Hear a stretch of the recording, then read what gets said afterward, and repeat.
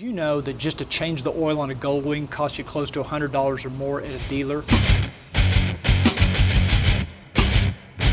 You can do a lot of these simple tasks yourself.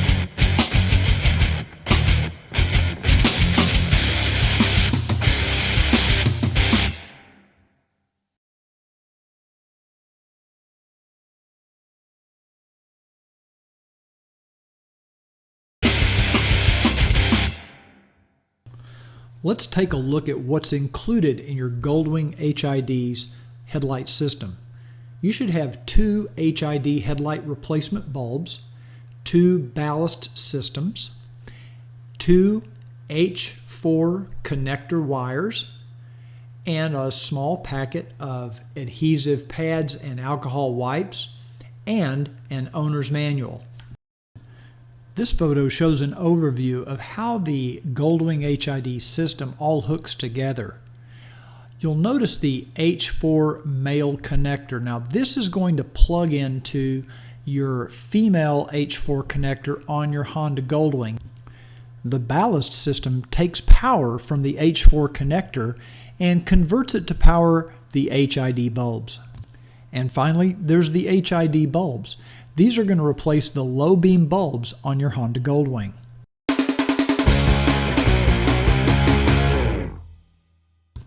There's a few things I recommend that you have for this installation. A bottle of isopropyl alcohol and a couple of cloths, a small Phillips head screwdriver. You can use double-sided tape for the mounting. I prefer the Scotch all-weather fasteners. And then you're going to need some cable ties and some way to attach those cable ties to your fairing. They do include cable ties in the system. Now, I was able to find some of these little cable tie blocks at Lowe's. They have adhesive on the back, and you simply slip the cable tie in through the openings, and this way you can attach this little block to the inside of your fairing or to a piece of plastic and tie your cables and keep them up and out of the way of your front forks or any other mechanical parts.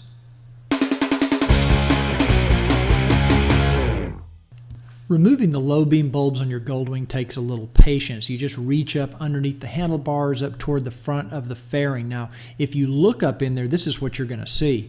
You see basically the H4 connector on the back of the headlight bulb, and there's also a rubber boot that surrounds that connector. Now here's what it looks like with the plug unplugged, and there's a couple of little tabs on that rubber boot. You simply pull on those and that boot comes right off. With the rubber boot removed, you can now see the metal retaining spring. This actually holds the bulb in place.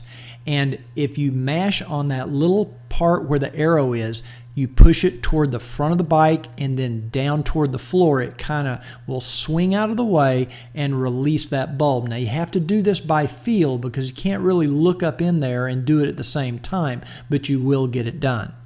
And then the bulb will come out with the H4 to H7 adapter attached to it.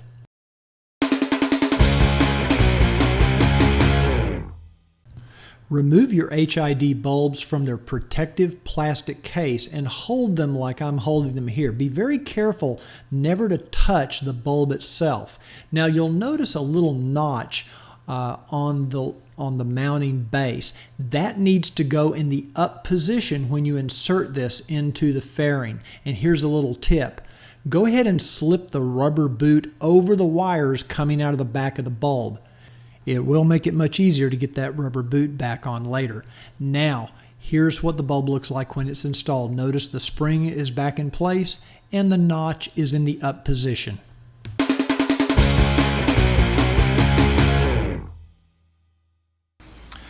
Okay, so we're out here in the garage. We're trying to get our Goldwing HIDs installed. And you know, the system is basically plug and play. It's really a pretty easy install as far as the wiring goes. You know, the headlights are a simple swap out with your standard H7 headlight. The challenge is, where do you mount the ballasts? You know, on like a 2001, 2010 Goldwing, you probably would be inclined to just stick these things inside the glove boxes and be done with it. The challenge here is on a 2012, there's not that much room in a glove box. Also, if you have an earlier ABS model, you may not have that much space underneath your glove box is to put these two ballasts. You've got like a little thin square ballast, and then you got this what they call a ballast block. And you know what I'm going to do is there's a little piece of trim, plastic trim, kind of the inner fairing right up underneath these headlights. If you put your hand up underneath there and you'll feel what, almost like a little shelf, just a little bit thicker than this dude right here. And this thing's going to slip right up in there. We're going to use some double-sided tape or Velcro or something to hold it in place. And then I've put my Scotch dual lock, my 3M dual lock fastener on here, and we're going to attach this to another part of the inside of this fairing. And we've got a little clever way we're going to strap this, cable tie this all up so that the wires are all out of the way, and it should be a pretty cool install. And the best part of it is if you ever want to go back to your standard headlights, it's just a matter of unplugging some wires, putting your old bulbs back in, you're back in business. Hopefully you won't want to do that. To make mounting the ballast easier, I recommend that you remove the two screws that hold the lower front part of the cowl on. You don't have to do this, but I think it makes it a little easier. But when you do, you have to be very, very careful. You want to pull this little front piece down just barely. You don't want to pull it too far because there's another screw that holds this in place above. And if you pull too hard, you could break it. So if you'll notice how far I'm pulling it out, that's all you want to do right there. You don't want to pull it any harder or you could break the tab on top, so be careful. But now you have a little better access to that little black shelf. You see that little piece of plastic right there? That's the piece of plastic that the ballast is going to attach to or slip up into. There's just enough room between there and the headlight for that ballast to fit. Now you can attach the ballast and the ballast block using double-sided tape, or you could use the Scotch dual lock fasteners. Just make sure you clean both surfaces good with isopropyl alcohol before you attempt to do that. You're also going to need to clean the inside of the fairing with alcohol before you attach anything to it as well. And using the pad that came with the system, as I am here, you just attach it to the back of the ballast. Now this graphic should give you some perspective on how I installed my ballast block and ran the wires. Now it's time to connect the wires to your HID plug-and-play system. Connect the two wires coming from the ballast block to the two wires that come out of the back of the HID bulb.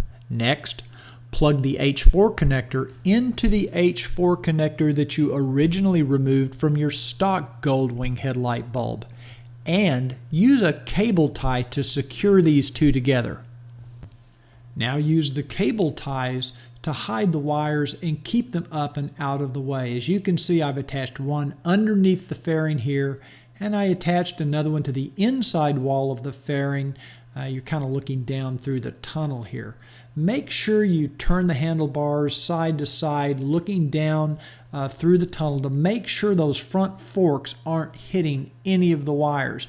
And if they are, use some more cable ties and tie everything up.